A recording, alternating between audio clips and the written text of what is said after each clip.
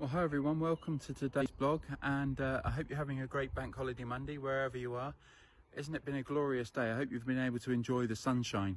I'm down here by the prayer garden in Kongsbury, and it's a very appropriate place to share today's blog because we've got another one of these agricultural parables that Jesus told. We looked at the wheat and the tares on Saturday, and today it's a very short parable from St. Mark's Gospel, chapter 4. It says this: "And Jesus said, the kingdom of God is like a person if he scattered seed on the earth, and then slept and got up by night and by day, and the seed sprouted and then grew tall, but they didn't know how.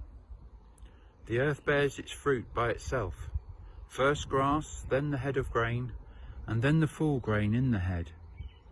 But when the fruit is ready, straightway the sickle is sent out, because the harvest has come."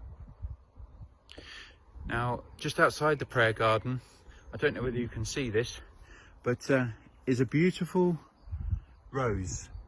And over these last few days, I've watched this rose come from a bud into a beautiful flower. We can care for the ground, we could even water it, but the actual process of this beautiful flower coming into being seems almost a mystery. Obviously scientists know how it works, but it still can take our breath away by its beauty. Don't know whether you can see it there. And Jesus says that's the same with the kingdom. We don't necessarily know what we do when we sow an act of kindness. It maybe make that person's day a little bit better. It maybe helps them to go on and pay it forward and make a whole load of other people's day a bit better. But bit by bit, if we can trust the process, amazing things can happen. When we go back to looking at some of our great community projects in the past, the food bank movement, the hospice movement, these all began by individuals and often a small group of people behind them, trying to make the community a bit better place. Not just thinking about their own lives, but actually wanting to make the world a bit kinder or a bit more caring. And so it goes on. One of the things we've missed a lot during this time of lockdown has been the many community groups. And as we come out of this time, hopefully many of them will start up again, because they provide opportunities to help people come together, to share stories, and indeed to discover that they and indeed other people matter. Again, to be able to sow an act of kindness makes the world of difference to God. And isn't that great? Just like this flower, he notices this flower, this beautiful rose, and he notices everything you do and I do, and we try to do together to make this world a better place.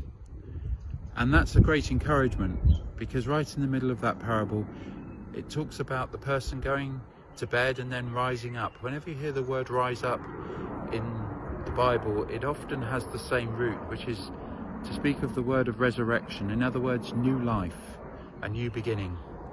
We can either be somebody who seeks to take the world back to the way it used to be, and of course there's great things about how things used to be, but we can also look forward to how they can become.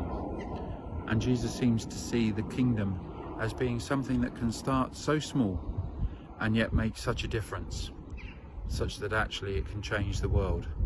May that be true not just 2,000 years ago, but true for each of us too, because it is how we see it. We have opportunities every day. Might be over a telephone conversation with, say, a receptionist or whatever. It could be at the cashier, at the checkout.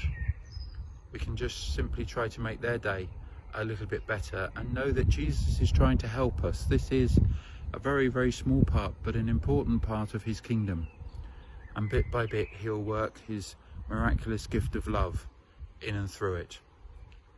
So when we think about where is the kingdom is everywhere, all around us, and indeed within us. It's just how we choose to see it, and if we choose to join in.